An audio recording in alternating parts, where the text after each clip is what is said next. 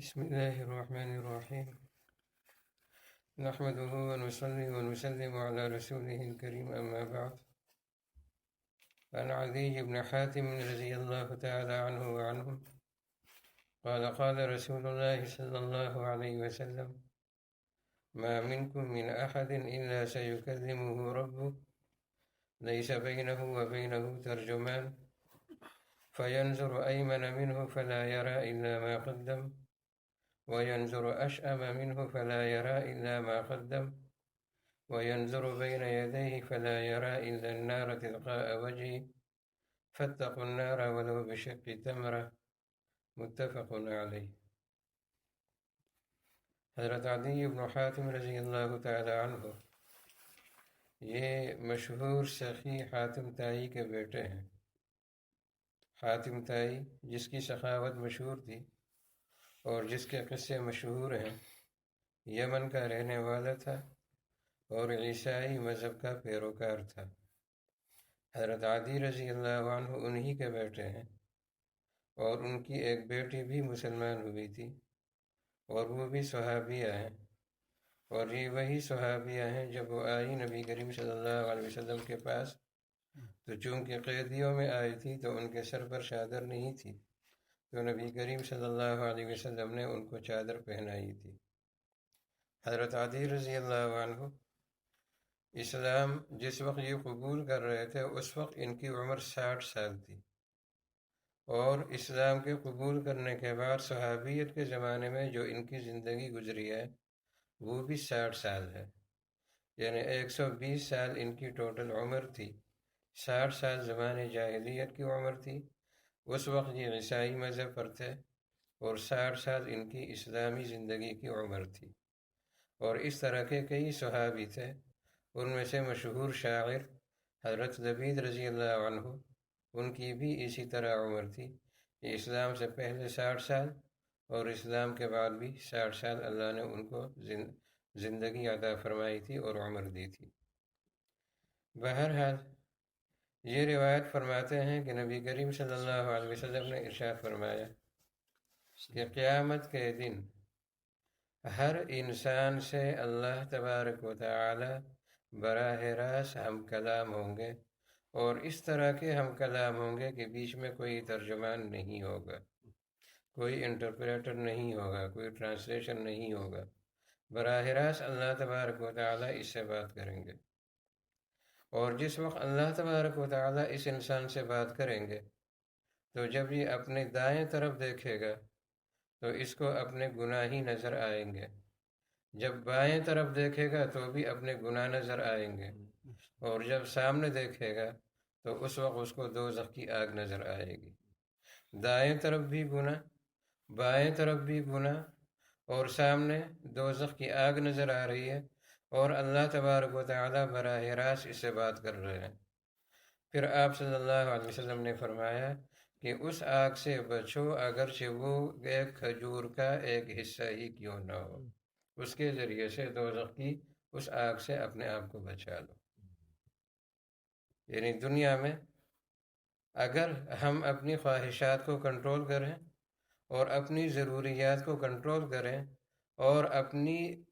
کوشش کریں کہ ہماری جائز اور حلال انکم ہو، اس میں حرام اور مشتبہ مال کی آمیزش نہ ہو، ملاوٹ نہ ہو،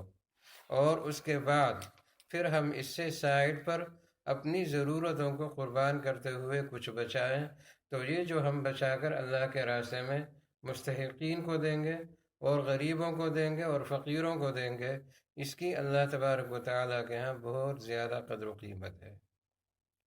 ایک حدیث میں فرماتے ہیں کہ الخلق عیال اللہ فاحب الخلق الی اللہ من احسن الی عیالی۔ اللہ اکبر۔ فرماتے ہیں نبی کریم صلی اللہ علیہ وسلم کہ یہ مخلوق جو ہیں یہ اللہ تبارک و تعالیٰ کا کنبہ ہے، اللہ کی فیملی ہے۔ اللہ نے مخلوق کو اپنی فیملی کہا ہے، اور فرمایا کہ جو اللہ تبارک و تعالیٰ کی اس فیملی کے ساتھ حسنی سلوک رکھے گا وہ اللہ کو تمام لوگوں میں سب سے زیادہ محبوب بنے گا۔ اللہ کے ہاں اس کی محبوبیت سب سے زیادہ بڑھ جائے گی، اور وہ اللہ کے ہاں انتہائی قدر و قیمت کا انسان بن جائے گا۔ اور محبوب بن جائے گا۔ آخر وہ عورت جس کی زندگی زنا میں اور بدکاری میں گزری، لیکن پیاسے کتے پر جب اس نے رحم کھا لیا اور اس کو پانی پلا دیا تو اللہ تبارک و تعالیٰ نے اس رحمت پر اور اس کے اس عمل پر اس کے لیے جنت کا فیصلہ فرما دیا۔ اور وہ نیک انسان جس نے بلی کو پیاسا رکھا، بھوکا رکھا، نہ اس کو آزاد چھوڑا کہ وہ خود اپنی مرضی سے کچھ کھائے پیے، اور نہ اس نے خود کھلایا پلایا، اس بلی کو بھوکا پیاسا رکھنے کی وجہ سے اللہ نے اس کو دوزخ میں ڈال دیا۔ تو لہٰذا یہ بنیاد ہے۔ دنیا میں دوزخ کی آگ سے بچنا آسان ہے، اس لیے کہ دنیا میں ہم اللہ تبارک و تعالیٰ سے دعائیں کر کے، استغفار کر کے، اور اللہ کے راستے میں صدقہ خیرات کر کے، نیک اعمال اختیار کر کے، گناہوں سے خود کو بچا کر کے ہم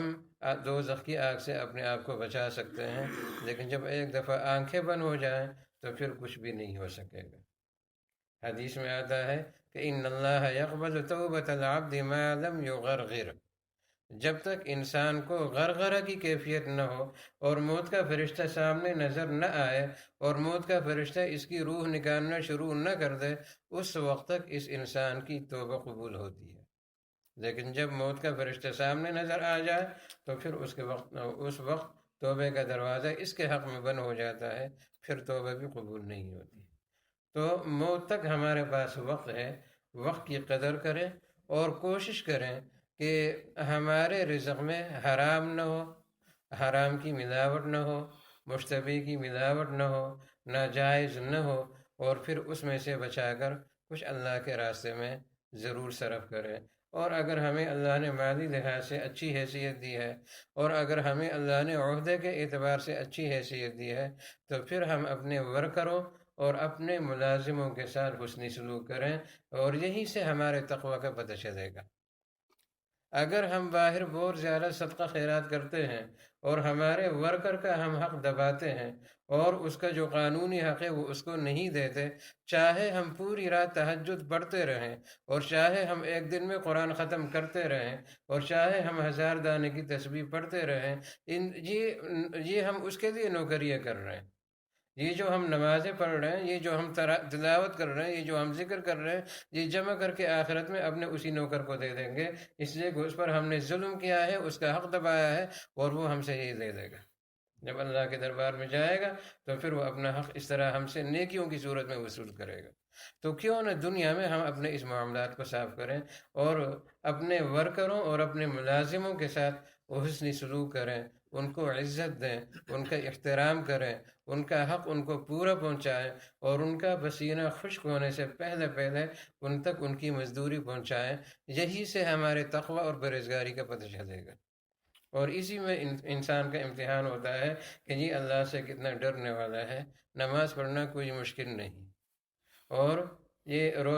روزے رکھنا، ذکر کرنا، تلاوت کرنا، یہ چیزیں اتنی مشکل نہیں ہیں، لیکن گناہ سے خود کو بچانا، نفسانی خواہشات کو کنٹرول کرنا، شیطان کی اتباع سے خود کو بچانا، اور سب سے بڑی بات یہ ہے کہ اپنے معاملات کو صاف رکھنا، اور اپنے بیوی بچوں کے ساتھ حسنی سلوک کے ساتھ رہنا، اور اپنے خاندان والوں کے ساتھ حسنی سلوک کے ساتھ رہنا، یہ کرامت سے کم نہیں، اور یہ اللہ کی خصوصی توفیق کے بغیر ناممکن ہے، جب تک کہ اللہ کی طرف سے خصوصی مدد اور خصوصی توفیق نہ ہو۔